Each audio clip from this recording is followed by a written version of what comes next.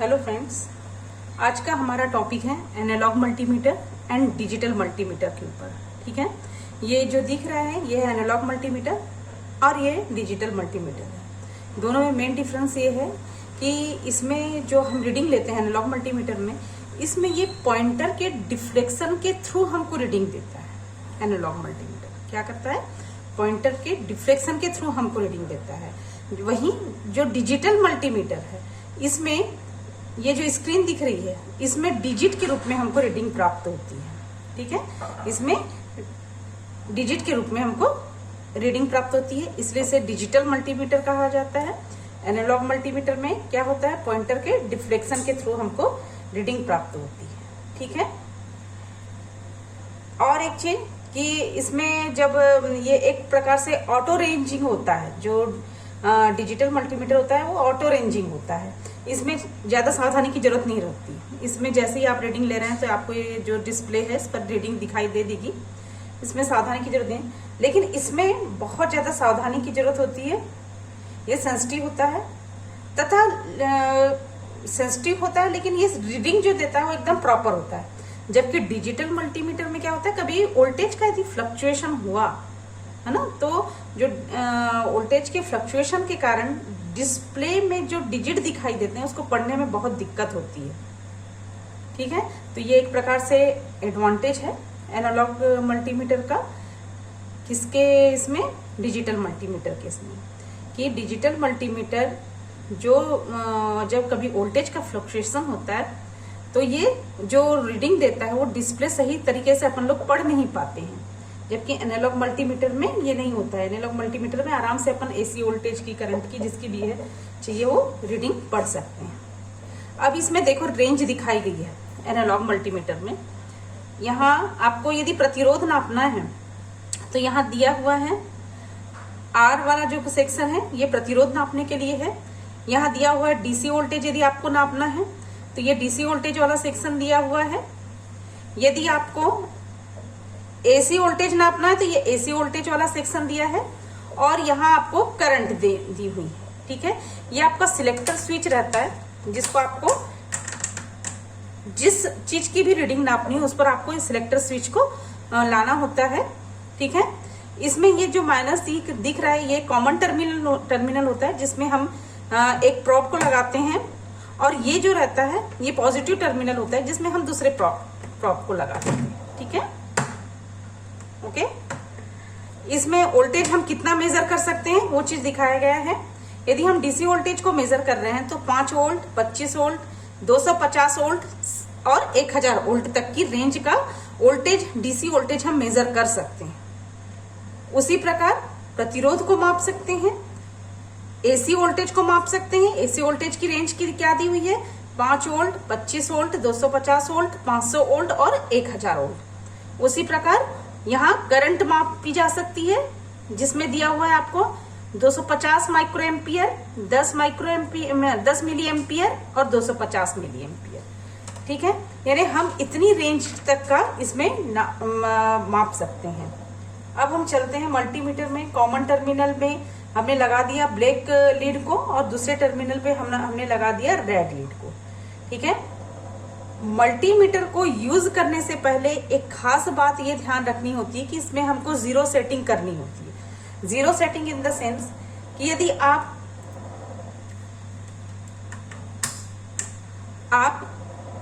दो पॉइंटर को ये कर रहे हैं तो ये जीरो पे आना चाहिए, दिख रहा है, ये होती है जीरो सेटिंग। यदि ये जीरो पे पॉइंटर आपका नहीं डिफ्लेक्ट हो रहा है तो हम क्या करेंगे, यहाँ एक जो बटन दी हुई है इसको हम 0 पर सेट करते हैं। इसको रखने के बाद में 0 पर सेट कर देते हैं, बट अपना ये जीरो सेटिंग आराम से दिखा रहा है।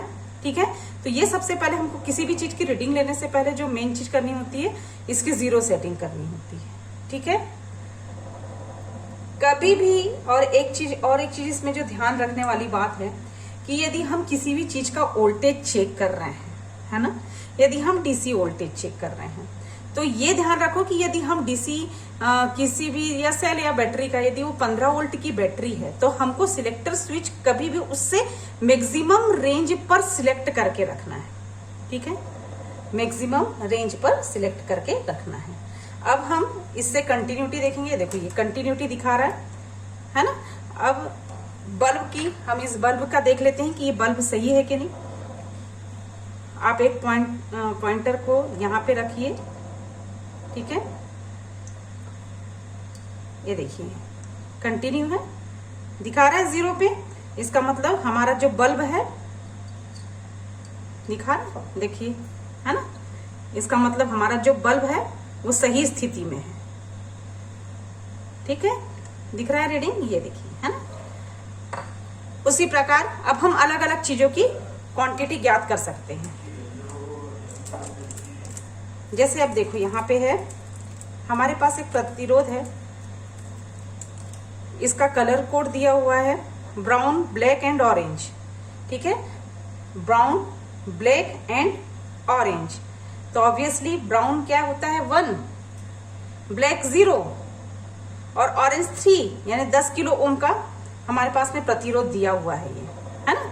ये 10 किलो ओम का प्रतिरोध है। अब हमको इसको चेक करना है कि क्या मल्टीमीटर सही रीडिंग दे रहा है, तो हम इसको चेक कर लेते हैं,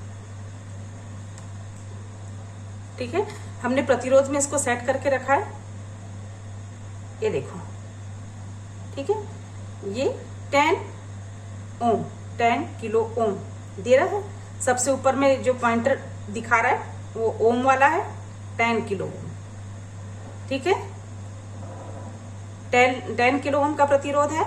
हमने इसको मेजर किया, पॉइंटर बिल्कुल सही 10 किलो ओम पर ही जाकर रुका हुआ है।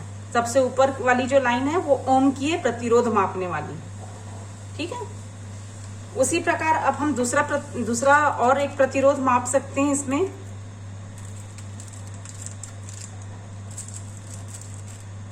ये एक प्रतिरोध है जिसका कलर कोड है ब्लू, ब्राउन एंड ऑरेंज दिया हुआ है ना। तो इसको अपन लोग माप लेते हैं, देखते हैं कितना है ये देखो, ये देखो, ठीक है। ये 68 किलो ओम का प्रतिरोध है। ये आपका पॉइंटर बिल्कुल सही दिखा रहा है, 68 किलो ओम दिखा रहा है, ठीक है। तो इस तरह हम अलग अलग प्रतिरोध नाप सकते हैं। अब इसके बाद हम इसको डीसी जैसे अपने को ये सेल का यदि वोल्टेज निकालना है, हमने देखा कि ये सेल बैटरी अक्सर कितने, या तो 9 वोल्ट की रहेगी या 15 वोल्ट की रहती है, ठीक है। छोटा सेल है ये। तो इसमें देखिए ये 15 वोल्ट की बैटरी है ना। 15 वोल्ट की बैटरी है, यानी हमको अब इस सिलेक्टर स्विच को किस पर एडजस्ट करना पड़ेगा, हमको उसकी मैक्सिमम रेंज पर, यानी 25 वोल्ट पर हमको सिलेक्ट करना पड़ेगा। 25 वोल्ट पर सिलेक्ट करने के बाद हम इसका वोल्टेज नापेंगे, ठीक है। ये देखिए,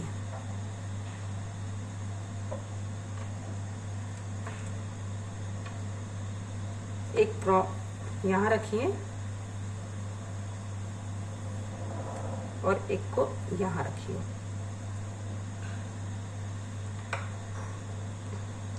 ये देखिए, ये 15 वोल्ट दिखा रहा है। कितना दिखा रहा है ये? 15 वोल्ट डीसी, ठीक है। इस प्रकार आप लोग किसी भी चीज का वोल्टेज, करंट, प्रतिरोध और ये सब इससे मेजर कर सकते हैं, है ना। अब यदि हमको एसी वोल्टेज ज्ञात करनी है, एसी वोल्टेज, तो हमको मालूम है कि हमारे घर में हाउस होल्ड में कितनी वोल्टेज है, कितना आता है, 230 वोल्ट वोल्टेज आती है। तो हमको सबसे एसी वोल्टेज नापनी है, तो हमको क्या करना पड़ेगा, इसको 250 वोल्ट पर एडजस्ट करना पड़ेगा। दिख रहा है एसी 250 वोल्ट। हम इस पर एडजस्ट सिलेक्टर स्विच को रखेंगे, उसके बाद में ही हम हाउस होल्ड चीजों की रीडिंग लेंगे, ओके। कभी भी मल्टीमीटर, एनालॉग मल्टीमीटर में एक चीज ही ध्यान रखने वाली होती है कि इसको कभी भी यदि आप किसी भी वोल्टेज की रीडिंग ले रही हैं किसी भी चीज का, ये करंट, वोल्टेज, प्रतिरोध, किसी भी चीज को नाप रहे हैं, तो उसकी जो मैक्सिमम रेंज रहती है उसी पर आपको सिलेक्टर स्विच को एडजस्ट करना होता है। यदि आप 15 वोल्ट की बैटरी का वोल्टेज माप रहे हैं और आपने उसको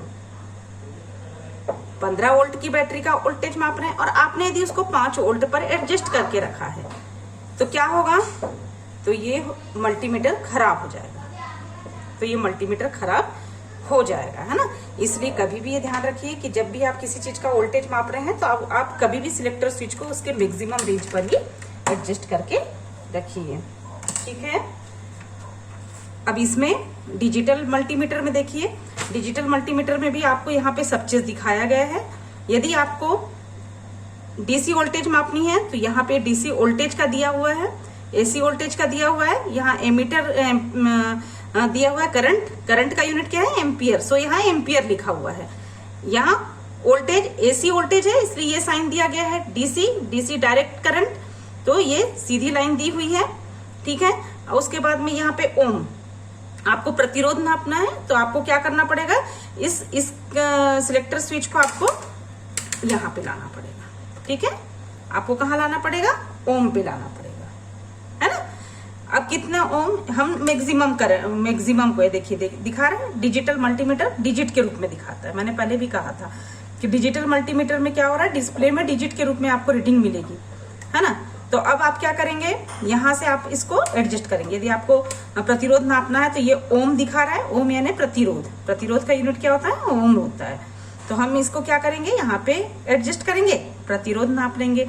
उसके बाद में यहाँ दिया है डायोड का साइन दिया हुआ है, ठीक है, डायोड का साइन दिया हुआ है।